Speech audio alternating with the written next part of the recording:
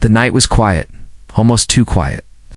A soft rain was falling outside, making a gentle tapping sound on the window.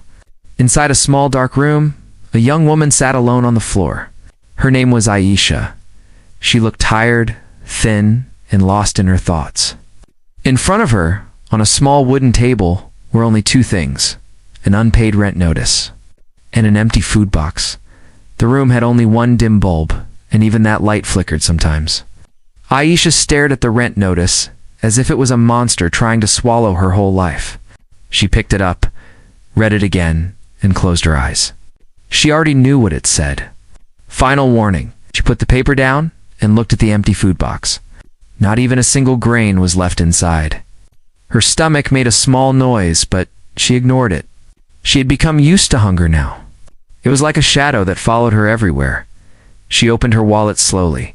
There were only a few coins. Not enough for rent. Not enough for proper food. Not enough for anything. For a moment she thought maybe she could borrow money from someone. But then she shook her head. She didn't want to ask anyone. She didn't want anyone to know how bad things had become. A small tear rolled down her cheek. She quickly wiped it away, as if even her tears were too expensive to waste. The rain outside grew a little louder. Aisha leaned back against the cold wall and whispered to herself, "What should I do?" Her voice was soft, weak, almost broken. Her phone lay next to her. She didn't touch it. She had no one to call, no one to message. Weeks had passed without anyone asking her how she was. She had learned to survive quietly, without noise, without complaints. Suddenly her phone buzzed. The sudden vibration made her heart skip a beat. She picked it up quickly. Maybe someone remembered her? Maybe someone cared? But when she opened the screen, her eyes filled with confusion. It was not a message from a friend. Not from her family. It was a message from an unknown number. The message was short.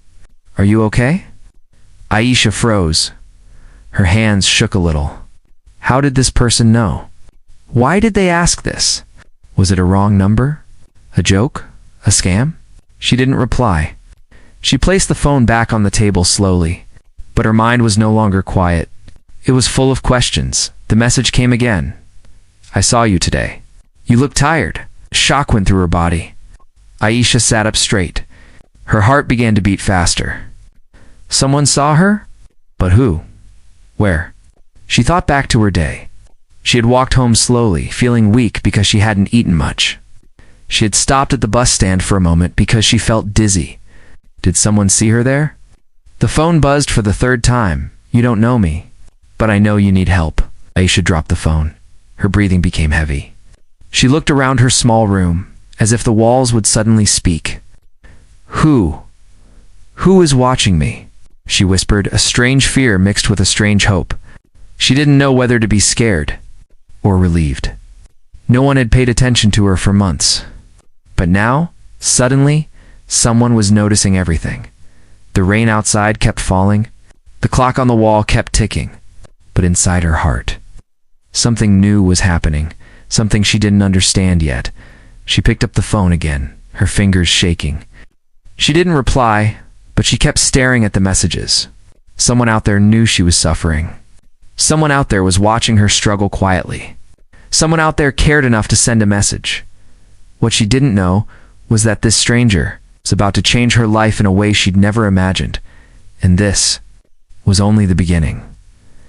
The next morning arrived slowly, like a tired guest who did not want to enter the room. Aisha woke up before the sun rose.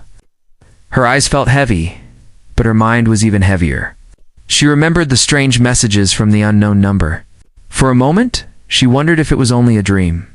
But when she checked her phone, the messages were still there. She read them again. "Are you okay? I saw you today. You look tired. You don't know me. But I know you need help." Shiver went down her spine. She did not reply. She didn't have the courage. Instead, she got ready for work. She stood in front of a small mirror with a cracked corner. She tied her hair neatly, even though her hands were weak. She washed her face with cold water because she couldn't afford warm water. Then she forced a small smile, the kind she had practiced many times. A smile that hid everything inside her.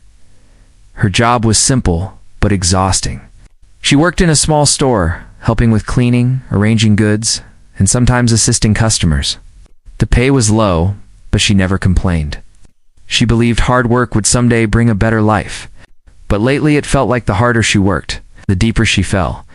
Every morning she walked almost an hour to reach the store. She didn't take the bus anymore because she needed to save every coin.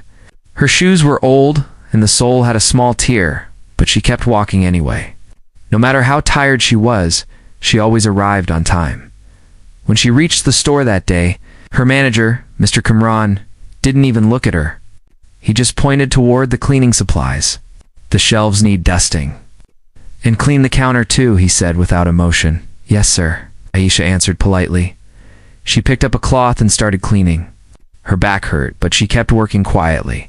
As she dusted the shelves, she noticed something strange. The stranger's messages kept playing in her mind. She tried to push the thoughts away, but they kept coming back. Who was he? Why did he care? And how long had he been watching her? At lunchtime, she sat alone in the corner of the store. She opened her small lunchbox. Inside was only half a piece of bread. She ate it slowly, pretending she was not hungry. She drank some water to fill her stomach. One of her coworkers, Sana, passed by and looked at her lunchbox. "Is that all you brought again?" she asked. Aisha nodded with a small smile. "I'm not very hungry today." Sana frowned. "You say that every day?" Aisha didn't reply. What could she say? That she barely survived on one meal a day? That her money disappeared between rent, bills, and family needs? That she had learned to live with hunger like it was a normal part of life? She simply returned to work. After her shift ended, she walked home under the hot sun. Her legs felt heavy. She wanted to rest, but she had no choice. The rent deadline was only 2 days away. She had no money left. The thought made her chest tighten. When she reached her building, she heard her landlord's voice from the hallway. "Aisha, I need to talk to you." She swallowed hard and walked toward him. He held her rent notice in his hand. "This is your last warning." "I cannot wait anymore," he said in a firm voice. She nodded slowly. "I understand, I will. Try my best." "Try is not enough," he replied and walked away. Aisha stood there silently, feeling small and defeated. She went inside her room and locked the door. She leaned her head against the door and closed her eyes. For the first time in weeks, she felt truly scared. She sat on the floor again, just like the night before. The room looked even smaller now. The silence felt heavier. The future seemed darker. She didn't know that someone somewhere had already noticed her pain, and that the stranger watching her was getting closer to her life. Step by step. This was the start of something she never expected. The next day began like all the others, but something inside Aisha felt different. It wasn't hope. It wasn't strength. It was a strange emptiness, as if her heart had forgotten how to feel anything. She got ready for work the same way she always did, but her eyes looked dull, almost lifeless. Outside, the sky was cloudy, and the air felt heavy. Aisha walked slowly toward the store. Her legs were weak from lack of food, but she tried not to think about it. Every step felt heavier than the last. Her mind kept replaying the landlord's warning and the mysterious messages from the stranger. At the store, her manager was already irritated. "You're late," he snapped the moment she walked in. Even though she was only 2 minutes behind, "I'm sorry," she whispered softly. "No excuses." "Start working," he ordered. Aisha didn't argue. She simply nodded and began organizing the stock. As she worked, she felt her head spinning slightly. She blinked hard, trying to steady herself. She didn't want anyone to notice her weakness. Hours passed, but she barely felt them. Her body moved automatically, but her mind felt disconnected, almost floating. When lunchtime came, she didn't even take out her lunchbox. She had nothing inside it today, not even bread. She sat quietly, pretending to check her phone so no one asked questions. She didn't dare look at the unknown number messages again. She didn't want to think about them. She didn't want to admit that a stranger seemed to know her suffering better than anyone. After lunch, she returned to work. She was cleaning the glass door when everything around her suddenly blurred. The floor beneath her feet felt like it was shifting. She placed her hand on the door to balance herself, but the dizziness only grew stronger. Her vision darkened. And then, she collapsed. The sound of her body hitting the floor made two customers gasp. Sana ran toward her. Aisha. Aisha, can you hear me? Her manager walked over, annoyed. Is she doing this for attention? He muttered, double quotes. No. She fainted. Sana shouted. Someone brought water. Sana gently tapped Aisha's cheeks. Aisha opened her eyes slowly, confused and embarrassed. She tried to sit up immediately. I'm fine. I'm okay, she whispered weakly. No, you're not, Sana said. Did you eat anything today? Aisha forced a smile. Just a little tired. Her manager crossed his arms. If she can stand, she can work. We're busy. Aisha nodded, even though her head still felt light. She didn't want to lose this job too. She stood up slowly, holding onto a shelf for support. Sana looked at her with concern. But Aisha avoided her eyes and went back to work. When her shift finally ended, she stepped out of the store into the evening light, but her body felt drained. Her legs were weak. Her stomach ached from hunger. She tried to walk home, but every step felt like she was dragging a mountain with her at the bus stop. She sat down for a moment. The world around her felt distant. People walked past her, cars moved, lights blinked. But she felt like she was floating outside of everything. Her vision blurred again. For a moment, she thought she might faint a second time. But then, through her blurry eyes, she noticed something strange. A man. Standing across the street, he wasn't looking at his phone. He wasn't waiting for a bus. He wasn't talking to anyone. He was just watching her. Aisha blinked, trying to clear her vision. But when she looked again, the man was still there, silent, still, and somehow familiar. Her heart began to beat faster. Was he the stranger who sent the messages? Was he following her? Or was it all just in her imagination? Before she could understand anything, a bus arrived and blocked her view. When the bus left, the man had disappeared. Aisha stood up quickly, but her legs almost gave out. She held onto the bus stop pole, breathing heavily. A chill traveled down her spine. She didn't know if she should feel scared or relieved. She walked home slowly, looking behind her again and again. Every shadow, every sound, made her jump. By the time she reached her room, she was trembling. She locked the door and sat on the floor. Her heart still racing. Something was happening in her life. Something she could not explain. Something she could not control. What she didn't know was that the stranger had already made a decision. He was going to step into her life. Whether she was ready or not, the next morning, Aisha woke with a strange heaviness in her chest. Her sleep had been broken, full of shadows and half-remembered faces. She kept seeing that man from the bus stop, the silent figure watching, or like he knew her pain. She tried to convince herself that she imagined it. Maybe her weak condition made everything look strange. Maybe it was just a random person. But deep inside, she knew something was not normal. When she reached the store, Sana looked at her with genuine worry. Are you sure you're okay? You look pale, she said. I'm fine. Aisha replied with a forced smile. But her voice was weak, and Sana could hear the lie. Still, she didn't push further. All day, Aisha felt as if someone was observing her. Every time the door opened, she turned around quickly. Every time someone walked past the shop, her heart jumped. She didn't know what she was afraid of the stranger, or her own imagination. By the time her shift ended, she was exhausted. She stepped outside, and for a moment, she froze. Across the street, she saw someone again. Not the same man, but another figure. A tall woman this time. Standing very still, watching her. Aisha blinked. The woman turned and walked away calmly, disappearing into a narrow lane. A cold shiver ran down Aisha's spine. Why is this happening to me? She whispered to herself. She walked home faster than usual.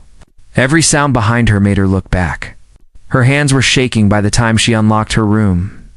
Inside, the silence felt heavy again. She sat on her bed and tried to calm herself. Minutes passed slowly. Then her phone buzzed. Her heart jumped. She looked at the screen. Unknown number. You fainted yesterday. Please take care. Aisha's eyes widened. She had not told anyone except the people in the store. How did this person know? Another message arrived. I know you were scared. I am not here to harm you. Aisha felt her throat tighten. She typed slowly. Who are you? There was a pause. A long one. Almost a full minute. Then the reply came. Someone who can't ignore what you are going through. Her hands trembled. But why? She whispered at the screen. The next message appeared. Because no one else sees your struggle. But I do. The words were gentle, but they held a strong weight. Aisha didn't know whether to feel comforted or terrified. Then another message came. I'm outside. Aisha dropped the phone. Her heartbeat exploded in her chest. She stood up, her legs shaking. Slowly, she walked toward the window and pulled the curtain aside. Just a little, her breath caught in her throat. There was someone standing at the gate of her building. The same man from the bus stop. His posture was calm, not threatening. He wasn't hiding. He wasn't trying to scare her. He just stood there, watching the building quietly, as if waiting for something. Aisha stepped back from the window, her mind racing. Why was he here? What did he want? How long had he been following her life? Her phone buzzed again. Don't be afraid. I will not come inside. I only came to check if you reached home safely. Aisha sat on the floor, confused, scared, and strangely touched. No one had cared whether she reached home safely in a long time. Then another message came. I know you won't accept money directly. So, I found another way. Her eyes widened. What do you mean? She typed. This time the response came instantly. Check your rent balance with your landlord. Her heart stopped. She rushed outside her room and knocked on the landlord's door. He opened it with an annoyed face. Yes. What now? I want to ask about my rent, she said softly. The landlord frowned. Why? Someone already paid it in the morning. Aisha's mouth fell open. Paid? Who paid it? I don't know. A man. He didn't give his name. He just handed the money and left. Aisha felt her knees weaken. She walked back to her room slowly, feeling shock, confusion, and a strange warmth inside her chest. Her phone buzzed again as she entered. You don't need to suffer alone. Aisha read the message again and again. A stranger had stepped into her life, not with fear, not with force, but with silent kindness. And she had no idea what was coming next. Aisha sat on the edge of her bed long after the message stopped glowing on her phone screen. Her rent? Fully paid. Not by luck, not by miracle, but by a stranger who refused to show his name. The thought shook her. It felt unreal, almost impossible. No one had ever helped her like this before, not without expecting something in return. Her hands trembled as she typed a reply. Why did you pay my rent? The answer came within seconds. Because you needed help. And you were too afraid to ask for it. Aisha felt her breath catch. She didn't know whether to cry or run. She placed her phone aside and leaned her head against the wall, trying to understand what was happening. Another message buzzed. Can we talk? In person. Her heart dropped. No. I can't, she whispered to herself. She typed slowly. I don't meet strangers. There was a pause. This time much longer than before. A minute passed. Then two. Aisha's chest tightened. Maybe the stranger got angry. Maybe he expected her to be grateful. Finally, the reply came. I understand. I won't force you. But I want you to know something. Aisha waited, nervous. You are stronger than you think. You just need a chance. A tear slipped from her eye before she could stop it.